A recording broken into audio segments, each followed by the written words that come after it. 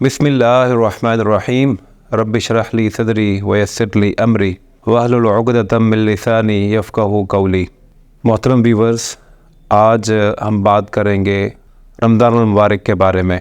रमज़ान की बाबरकत साअतें हैं जो हम गुज़ार रहे हैं। उम्मीद करता हूँ आप भी रोज़े से होंगे, मैं भी रोज़े से हूँ। तिब में इसकी क्या क्या अफ़ादियत है, रोज़े के क्या क्या फ़वाइद हैं और ड्यूरिंग रमज़ान हमें क्या क्या प्रॉब्लम्स होती हैं। दो बड़े प्रॉब्लम्स जो है जैसे कि भूख है और प्यास है, इससे कैसे निपटा जाए। सहरी में हम क्या लें, अफ्तारी में हम क्या लें, इसके अलावा डिहाइड्रेशन हो जाती है, उसमें हम क्या इस्तेमाल करें, कब्ज़ से बचने के लिए हम क्या करें, गैस से बचने के लिए हम क्या करें, और अगर हमने बहुत कुछ खा लिया है तो उसको हज़म करने के लिए हम क्या चीज़ें इस्तेमाल करें। तो आइए हम स्टार्ट करते हैं। शहरु रमज़ान अल्लज़ी उन्ज़िला फ़ीहिल क़ुरआन हुदल लिन्नासि व बय्यिनातिन मिनल हुदा वल फ़ुरक़ान फ़मन शहिदा मिनकुमुश-शहरा फ़लयसुमहु वमन काना मिनकुम मरीज़न औ अला सफ़रिन फ़इद्दतुम मिन अय्यामिन उख़र युरीदुल्लाहु बिकुमुल युस्र वला युरीदु बिकुमुल उस्र वलितुकमिलुल इद्दता व तुकब्बिरुल्लाह अला मा हदाकुम लअल्लकुम तशकुरून। अल्लाह पाक ने कुरान पाक में, कुरान मजीद में ये बयान फरमाया है कि तुम जो कि बालिग़ हैं उनके ऊपर रोज़े जो हैं वो फ़र्ज़ किए गए हैं। और हमारी खुशबख्ती है जो भी रमज़ान को पाले तो उसके ऊपर फ़र्ज़ है कि वो रोज़े जो हैं उनको रखे। अल्लाह पाक ने जहाँ पर जो चीज़ फ़र्ज़ की है उसमें रियायत भी दी है कि जो कोई पेशेंट है, जो कोई मरीज़ है और जो कोई सफ़र पे है तो उसके लिए ज़रूरी नहीं है कि वो इसको जो रोज़ा है उसको रखे ही रखे। रियायत दी गई उसमें, चूँकि दीन इस्लाम जो है दीन फ़ितरत है और फ़ितरत के ऐन मुताबिक है, तो इसलिए ये नहीं कि आपने रखना ही रखना है, चाहे आप मरीज़ हैं, आप सफ़र पे हैं। अल्लाह पाक ने आपको ये रियायत दी है कि आप जो है कोई और दिनों में उसको इसकी जो काउंटिंग है उसको पूरा कर लीजिए। अल्लाह पाक आपके ऊपर आसानी चाहते हैं, ना कि आपके ऊपर मुश्किल चाहते हैं। ये तो सारी चीज़ें हैं रमज़ान से मुतल्लिक़ कुरान के अहकामात। हर चीज़ का एक मौसम बहार होता है, हर चीज़ का एक सीज़न होता है, हर चीज़ के लिए एक वक्त होता है। तो मैं ये कहूँगा कि जैसे कि हमारे मुख्तलिफ़ चार जो है मौसम हम उसको कंसिडर करते हैं, तो जैसे कि सर्दी, गर्मी, बहार और ख़िज़ां है, तो इस तरह एक और मौसम भी है नेकियों का मौसम बहार। नेकियों का मौसम बहार जो है वो है रमज़ान। इसमें सिर्फ़ एक चीज़ जो हमारे आड़े आती है वो है सुस्ती और काहली, जो हमें नेकियों से रोकती है। शहर कुरान भी है इसको कहा गया। शहर कुरान और कुरान पढ़ने से जो हमें चीज़ जो रोकती है वो हमारी सुस्ती और काहली है। इसके लिए दुआ भी सिखाएगी, अल्लाहुम्मा इन्नी अऊज़ु बिका मिनल हम्मि वल हुज़्न व अऊज़ु बिका मिनल आइज़ि वल कसल व अऊज़ु बिका मिन ग़लबतिद दैन व कहरिर रिजाल। जो अज और कहल है, जो कि सुस्ती और काहली है, ये एक बहुत बड़ा मर्ज़ है। एक रूहानी मर्ज़ का मैं इसे दर्जा देता हूँ कि अगर आप ये अपनी रोज़मर्रा रूटीन से इसको निकाल दीजिए तो आपके बहुत सारे काम जो रुके हुए काम हैं वो होना शुरू हो जाते हैं। होता कुछ भी नहीं है, सिर्फ़ अपने माइंड को, अपने दिल को थोड़ा समझाना होता है, थोड़ी हिम्मत करनी होती है। तो ये वक्त जो साअतें हैं, बाबरकत साअतें हैं, जिसमें सवाब बहुत ज़्यादा मल्टीप्लाई होकर मिलता है। तो कुरान पाक में इसकी मिसालें भी दी गई बहुत सारी जगह पर। चूँकि हम हर चीज़ को मल्टीप्लाई करने का सोचते हैं, हर वक्त सोचते हैं कि हम किस तरह करें, तो आप ये भी सोचें कि आखिरत का एक बैंक है, उसमें आप नेकियां जमा कर रहे हैं। आम रूटीन में आप नेकी करते हैं तो आपको एक नेकी का सवाब मिलता है, तो रमज़ान में जो आप एक नेकी करते हैं मल्टीप्लाई होकर आपको 70 का सवाब मिलता है। वल्लाहु युज़ाइफ़ु लिमन यशा। अल्लाह ताला इसको जितना मर्ज़ी बढ़ा दें, जो आप ख़र्च करते हैं, जो आप नेकी करते हैं, अल्लाह पाक इसको जितना मर्ज़ी बढ़ा दें।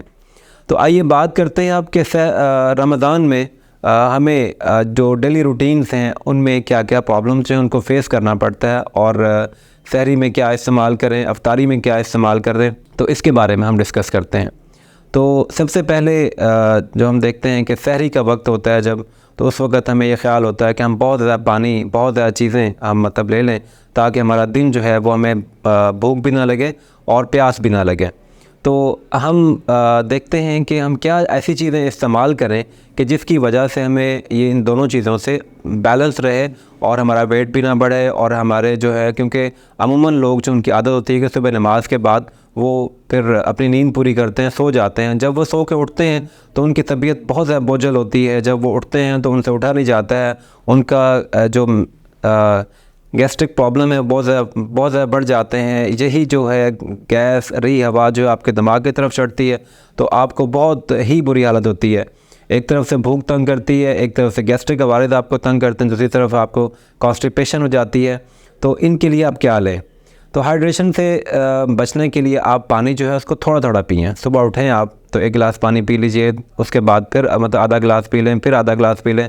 فار ایگزامپل آپ 1 گھنٹے کے اندر 2 گلاس پانی جو ہے اس کو پی سکتے ہیں آپ. اس میں سب سے جو بہتر سورس ہے وہ ہے ملک پروٹین. ملک پروٹین میں دہی ہے, دودھ ہے, لسی ہے, یہ چیزیں آپ اس کو زیادہ استعمال کریں. جو چیزیں آپ اگر کم لیں, جیسے کہ آپ سالن ہے تو اس کے اندر نمک ہے, اس کے اندر آپ کو جو مطلب چلی ہے, آپ یہ کہہ لیں کہ سبز مرچ ہے یا سرخ مرچ ہے, اور نمک کا استعمال کریں گے تو آپ کو یا اس کے ساتھ مسالہ جات کا جو بھی چیز آپ, جیسے سالن آپ نے لیا ساری چیزیں اس کے اندر ہیں, تو اس کو اگر آپ لیں گے تو کیا ہوگا کہ آپ کو پیاس بہت زیادہ لگے گی.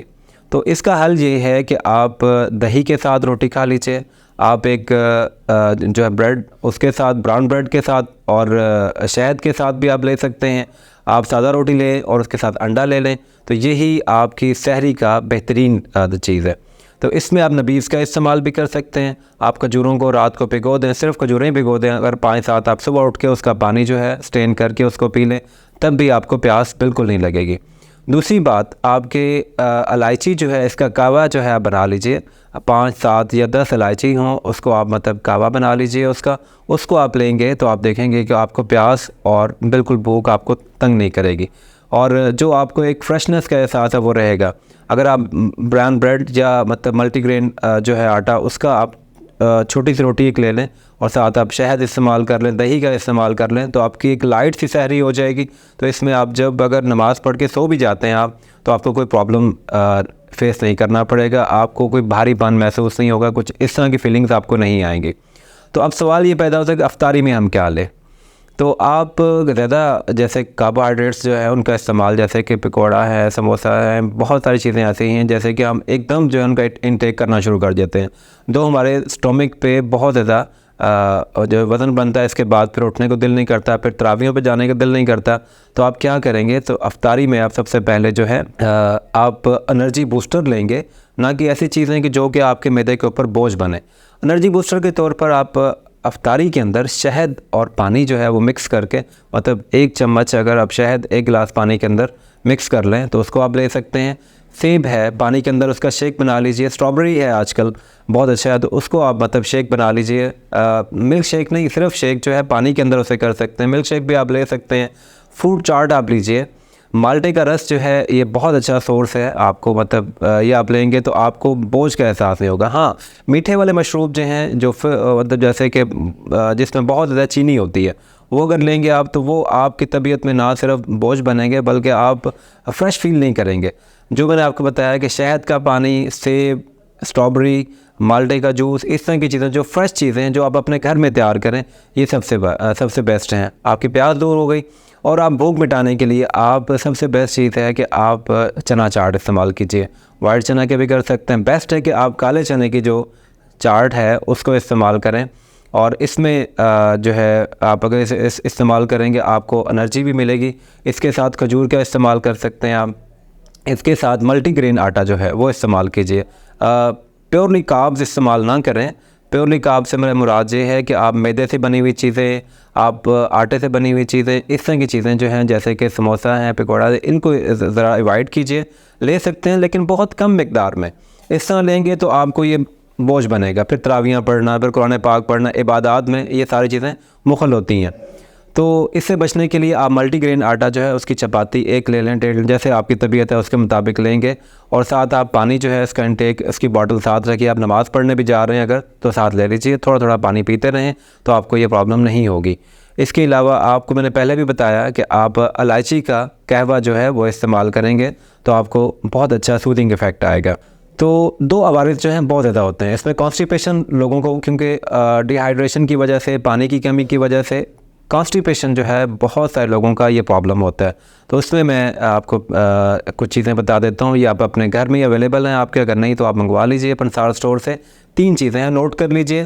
نمبر 1 پہ ہے سونف, नंबर 2 पे है सना मक्की, नंबर 3 पे है रेवन चीनी। ये कॉन्स्टिपेशन के लिए बता रहा हूँ, जिन लोगों को रमज़ान में बहुत ज़्यादा कॉन्स्टिपेशन हो जाती है और वो मतलब काफ़ी सफ़र करते हैं इस चीज़ को, तो ये 3 चीज़ें सौंफ, सना मक्की और रेवन चीनी, हम वज़न लेकर इसको आप इसका सफ़ूफ बना लें और हाफ़ टी स्पून जो है वो एक टाइम में बेशक रात को आप गर्म पानी से ले लें तो आपका कब्ज़ का मसला हल हो जाएगा। इसके अलावा गैस्ट्रिक मसला और आपने ओवर ईटिंग कर ली है तो उसके लिए घर में बनाने के लिए आप अजवाइन लीजिए, सौंफ लीजिए, पुदीना लीजिए, सना मक्की लीजिए, ये 4 चीज़ें ले लें, हम वज़न लें, इनका सफ़ूफ बना लें। जितना भी आपने खाना खाया आप सुबह शाम अफ्तारी के टाइम और सहरी के टाइम आप जो है ये सफ़ूफ जो है इसको लेंगे 1 टीस्पून, अगर मॉर्निंग में 1 टीस्पून आप इवनिंग में लेंगे तो आपका गैस्ट्रिक का मसला नहीं होगा। और अगर आप ख़ुद नहीं बना सकते तो मार्केट में बनी बनाई कुछ चीज़ें अवेलेबल हैं, आप उसको लीजिए तो आपका ये प्रॉब्लम हल हो जाएगा। फॉर एग्ज़ाम्पल गैस्ट्रोफिल सिरप है, वो अगर आप मॉर्निंग इवनिंग 2-2 चम्मच ले रहे हैं, ये करसी का है।